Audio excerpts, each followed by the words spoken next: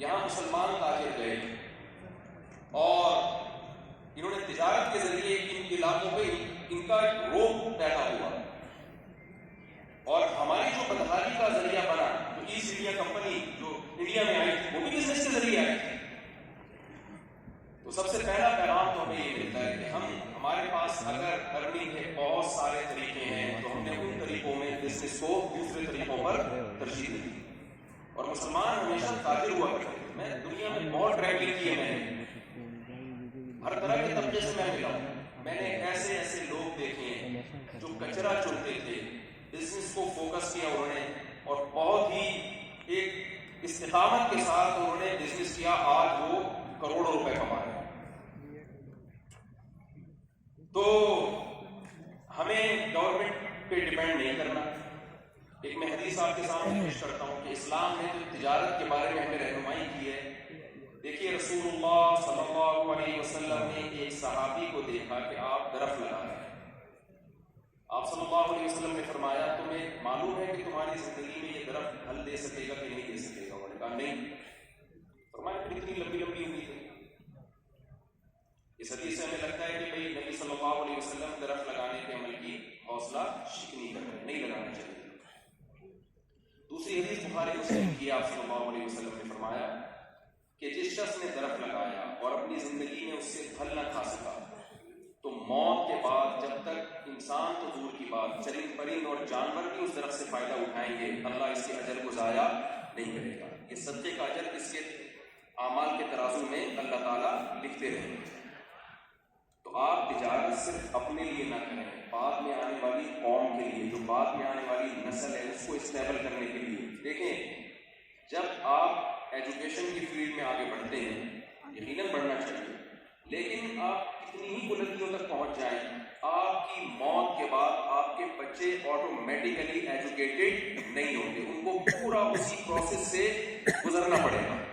گزر گئے تو ٹھیک ہے، نہیں تو نہیں۔ لیکن میں جب تاجروں سے ملتا ہوں، دنیا میں ٹریولنگ ہوتی ہے میری، تو میں کہتا ہوں یار تم نے صرف مٹھائی کے لڈو سے اتنا کمایا، لڈو بنا کے بیچ رہے ہیں، ارب پتی لوگ ہیں، کہہ رہے ہم 500 سال سے لڈو بنا رہے ہیں۔ کیا بات؟ 500 سال سے ہمارے باپ دادا، 500 سال پہلے ہمارے کسی دادے نے یہ کام شروع کیا تھا، تو جب اس کی ڈیتھ ہوئی ہے تو ہم نے زیرو سے شروع نہیں کیا بلکہ اس سے آگے سے شروع کیا، اس کے بعد اگلی نسل اس سے آگے، پھر اس اگلا، تو 500 سال کے بعد جو نسل آئی ہے وہ تو ان لڈو سے ٹھیک ٹھاک کما رہی ہے۔ میں نہیں کہہ رہا کہ آپ لڈو بیچنا شروع کر دیں، مثال دیں۔ اور یہ جو ہمارے ملک کے حالات خراب ہوئے ہیں نا، یہ ہمارے لیے بہت بہتر ہے۔ ابھی ایک اسپیکر تھے، بڑی پیاری بات کی، انہوں نے کہا میں کہانیاں سناتا ہوں، انہوں نے کہا تو میں بھی آپ کو 2 کہانیاں سناتا ہوں، ایک سچی اور ایک جھوٹی۔ بعض دفعہ کہانی جھوٹی ہوتی ہے لیکن اس سے موٹیویشن بڑی تگڑی ہوتی ہے۔ پہلے جھوٹی والی سنا دیتا ہوں پھر سچی والی سنا دیتا ہوں۔ جھوٹی کہانی یہ ہے کہ ہماری دادی ہمیں قصے سنایا کرتی تھی۔ پہلے زمانے میں دادیاں بڑے زبردست ایک خود موٹیویشنل اسپیکر ہوا کرتی تھی دادیاں، بچوں کو نا بچپن سے، مجھے یاد ہے ہم چھوٹے بچے تھے تو لڑکیاں بیٹھی نا، عید کے دن ہماری کزنیں بہنیں مہندی لگا رہی تھی، تو ہم بھی بیٹھ کے بچے بیٹھ جاتے ہیں مہندی لگانے، تو ہماری دادی نے کہا لڑکے مہندی نہیں لگاتے مطلب تلوار نہیں پکڑ سکیں گے، تو وہ ان میں جو ہے نسوانیت پیدا ہو جائے گی۔ یہ ہم نے کون سا کوئی بم اٹھانا تھا بعد میں جا کے، لیکن ایک سمجھایا کرتی تھی کیونکہ تم آدمی ہو تو آدمیوں والے کام۔ آج کل تو دادیاں مارکیٹ سے ویسے ہی شارٹ ہو گئی ہیں، کیونکہ بچے اتنی عمر کے بعد جا کے آپ کی شادیاں ہو رہی ہیں، بچے تو دادا اور دادی ونس اپون اے ٹائم ہوا کرتے تھے، اس لیے میں کہتا ہوں جلدی شادی کر لیا کرو تاکہ دادا دادی جوانی میں بن جاؤ۔ تو وہ ہمیں آدم علیہ السلام کا نا واقعہ سناتی تھی۔ آدم علیہ السلام کو جنت سے نکالا گیا، کہتے تھے بالکل دادی نکالا گیا، کہتی تھی آدم علیہ السلام کو جنت میں سب چیزیں فری میں ملتی تھیں، ایسا ہی ہوتا ہے جنت میں سب کچھ فری میں؟ ہم نے کہا بالکل ایسا ہی ہوتا تھا۔ دادی کہتی تھی جب پتہ ہے دنیا میں آئے نا وہ، تو اللہ میاں نے کہا دنیا میں فری میں نہیں ملے گا، اب آپ کو یہاں محنت کرنی پڑے گی۔ چھوٹے بچے دادی سے کہانی سنتے تھے، اچھا بھائی پھر کیا ہوا؟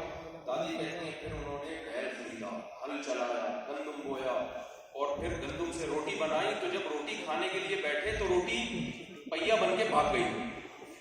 تو یہ کہانی پھر آدم علیہ السلام اس روٹی کے پیچھے بھاگے ہیں.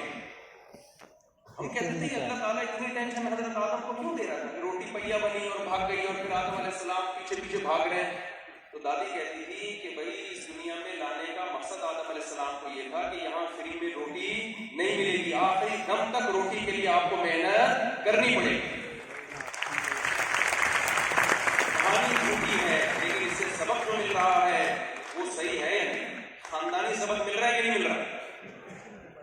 اور ایک اور کہانی میں آپ کو سناؤں گا, وہ سچی کہانی ہے. وہ ہمارے پڑوسی ایک بڑے بلڈر ہیں, کندھے پہ رومال رکھ کے گھومتے, پیسہ اتنا ہے کہ آدمی ان کی شکل دیکھ کے اندازہ نہیں لگا سکتے ساتھ کے پاس اتنا پیسہ. میں نے کہا یار آپ اتنے بڑی بڑی بلڈنگیں بنا رہے ہو, آپ نے کیا کوئی سول انجینئرنگ کی ہوئی ہے یا آپ نے کوئی کراچی یونیورسٹی میں کوئی ڈپلوما ہولڈر ہو, آپ نے کوئی انجینئر بنے ہو وہاں جا کے, یا آپ کا کوئی بڑے بڑے تاجروں کے ساتھ اٹھنا بیٹھنا ہے, یہ آپ کو کس نے سکھایا؟ انہوں نے مجھے کہا کہ یہ میرے باپ کا مجھ پر احسان ہے. میں بڑا خوش ہوا کہ ابا نے بچپن سے ہی اینٹیں رکھنا سکھائی ہوں گی, مزدوروں کے ساتھ کام کرنا سکھایا ہوگا, تو آج یہ اتنی ترقی کی انہوں نے.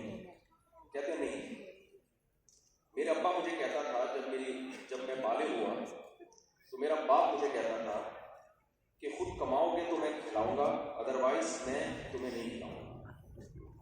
کیا رہے ہم جب باپ کے ٹکڑوں میں انسان پلتا ہے, ٹکڑے تو نہیں کہنا چاہیے, باپ کے خرچے میں انسان پلتا ہے اور باتیں چار شادیوں کی کرتا ہے, تو اچھا لگتا ہے نہیں؟ بولو بھائی. میرے پاس لوگ آتے ہیں صاحب کرنا چاہتا ہوں, ابا کرنے نہیں دے رہے, تو آپ ابا سے کہیں میری شادی کرا دیں. ان سے کہتا ہوں آپ نے آدھا بیان سنا ہے, آپ نے آدھا بیان سنا ہے, آدھا بیان تو یہ سنا ہے شادی کرنی چاہیے, یہ والا نہیں سنا کہ اپنے خرچے پہ کرنی چاہیے. یہ شداب حسین بیان میں آپ غیر حاضر ہیں. تو اب مجھے بات بتاؤ, اس نے مجھے بتایا کہ ایک دن کیا ہوا, میرے والد نے میرے سامنے سے روٹی کھینچی. کھانے کے لیے میں بیٹھا تھا اور والد صاحب نے روٹی سالن میرے سامنے سے کھینچ لیا اور مجھے کہا کہ اب جب تک تو خود کما کے نہیں لائے گا میں تجھے روٹی کھانے نہیں دوں گا. کہتا ہے میرے باپ کا یہ احسان ہے, میں نے در در کی ٹھوکریں کھائی, دھکے کھائے, اور جتنی محنت میں کر سکتا تھا میں نے کی. اس کا نتیجہ ہے کہ آج میں سینکڑوں لوگوں کو کھلانے کے قابل ہوا. ہمارے حکمرانوں کا بہت بڑا احسان ہے کہ انہوں نے ہمیں کسی قابل, ان کا ہم پہ بہت بڑا احسان ہے کہ ہمیں یہ بتا دیا کہ آپ ہم پہ بالکل بھی اعتماد نہ کریں. ایک آدمی کو انٹرویو کی آفر ہے, وہ گیا, انہوں نے کہا کہ آپ کی ایج کتنی ہوتا ہے؟ نہیں, جس سے زیادہ ہے کہ ہمیں اتنی فٹ ہائٹ کا آدمی چاہیے. نہیں, میری ہائٹ اتنی. بھائی آپ کے پاس یہ سرٹیفکیٹ ہے؟ نہیں. انہوں نے کہا پھر آپ کیا کرنا ہے؟ یہ بتانے آیا ہوں کہ میں آپ کے قابل نہیں ہوں, میرے انتظار نہیں کریں.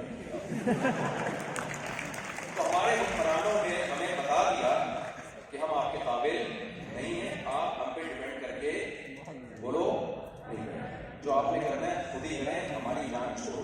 تو یہ جو فضول تبصرے فلاں ایسا فلاں ایسا, اس میں ٹائم ویسٹنگ کے علاوہ کچھ بھی نہیں ہے. آپ خود کمائیں خود کھائیں والی پالیسی پر عمل کریں. اور ایک آخری بات, دیکھو ہم مسلم زیادہ تر میجورٹی تو یہاں مسلمانوں کی ہے, جو غیر مسلم ہیں وہ بھی ان باتوں سے میں کہہ رہا ہوں متفق ہوں گے ضرور. دیکھیں نبی صلی اللہ علیہ وسلم نے جو صحابی کو فرمایا کہ جس نے درخت لگایا, ایک کو درخت لگانے سے منع کیا جا رہا ہے, ایک کو درخت لگانے کی ترغیب دی جا رہی ہے. جو صرف اپنا پیٹ بھرنے کے لیے درخت لگا رہے ہیں ان کو نبی فرمایا کہ یہ ہو سکتا ہے درخت لگا, لیکن جو اپنے لیے اور آگے قوم کے لیے درخت لگا رہے ہیں ان کو نبی صلی اللہ علیہ وسلم نے موٹیویٹ کیا. آپ تجارت میں آپ نے چند باتوں کا خیال رکھنا, حرام ذریعے سے تجارت نہیں کرنی. سود اسلام میں حرام ہے, اللہ نے پابندی لگائی ہے. اور بہت سارے طریقے ہیں, بغیر قبضے کی چیز آگے بیچنا, رسک لیے بغیر. اسلام نے ایک آرڈر ایک لا بنایا ہے, جس چیز کا آپ رسک نہیں لیتے اس پہ نفع نہیں اٹھا سکتے آپ, کیونکہ اس سے دولت کی تقسیم نیچرل نہیں رہتی. اس پہ بہت ڈیٹیل ہے, میں یہاں وہ مسائل بیان کرنے کو نہیں آیا. تو آپ بزنس کریں, علماء آپ کو جہاں اللہ والا صاحب پہلے سے ہیں, ان سے ہمارے پرانے تعلقات, اور آپ کو پتہ ہے جن سے پرانے تعلقات ہیں اس سے بہت بچے رہنے چاہیے کیونکہ وہ آپ کے سارے راز جانتے ہیں. تو اسلام آپ کو منع نہیں کرتا تجارت سے, بزنس سے, لیکن اسلام آپ کو یہ حکم دیتا ہے کہ حرام کی طرف آپ نے نہیں جانا, کچھ پابندیاں لگائیں, رسک لیے بغیر کسی چیز کا پروفٹ آپ آپ نہیں لے سکتے، قبضے کے بغیر چیز آگے نہیں بیچ سکتے آپ۔ قمار جوا اسلام میں حرام ہے، فورسٹ ٹریڈنگ میں کچھ چیزیں جائز ہو رہی ہیں، کچھ ناجائز ہو رہی ہیں، لیکن لوگ علماء سے ڈرتے ہیں پوچھتے ہیں، وہ کہتے ہیں ایسا نہ ہو کہ سب چیزوں پہ پابندی لگاتے ہیں اور ہم بالکل ہاتھ پہ ہاتھ رکھ کے بیٹھ جائیں۔ ایسا نہیں بھائی، اگر نبی صلی اللہ علیہ وسلم کے دور میں ہمیں کوئی صحابی آئے جو غلط طریقے سے تجارت کر رہے تھے تو نبی اس کو آلٹرنیٹ بھی بتایا۔ تو اب علماء کے سر پہ سین نہیں ہوتے، آپ تجارت کریں، علماء سے مسائل پوچھیں۔ اور ایک آخری بات جو سچی مچی کی آپ سے اس کے بعد میں ایک آخری ایک اور بات کروں گا، وہ یہ کہ دیکھیں قارون کے پاس بہت پیسہ تھا، ایک فالٹ تھا اس کے اندر۔ موسیٰ علیہ السلام نے اس کو یہ نہیں کہا کہ تو نے پیسہ کیوں کمایا، بلکہ موسیٰ علیہ السلام نے فرمایا احسن کما احسن اللہ علیک، اللہ نے تجھ پر احسان کیا۔ اس کا مطلب اللہ نے کسی کو دولت دی تو اللہ کا اس پر احسان ہے۔ لیکن قارون سے موسیٰ علیہ السلام نے کہا کما احسن اللہ علیک، جیسے اللہ نے تجھ پر احسان کیا ہے تو اللہ کی مخلوق پر بھی احسان کیا۔ پیسہ آنے کے بعد اگر آپ فرعون بن رہے ہیں، آپ اپنے بوڑھے ماں باپ کو بھول رہے ہیں، آپ غربا مساکین کا خیال نہیں کر رہے، آپ اپنی دولت پہ قبضہ کر کے بیٹھ گئے۔ قارون سے جب کہا گیا نا کہ غربا اور مسکینوں کا خیال کر، تو اس نے کہا انما اوتیتہ علی علم عندی، کہ میری ایفرٹس ہیں، میرا دماغ ہے جس سے میں نے یہ سب کمایا ہے۔ یہ تکبر آپ کے اندر نہیں آنا چاہیے۔ اللہ تعالیٰ کو تواضع پسند ہے، انا اور تکبر اللہ کو پسند نہیں۔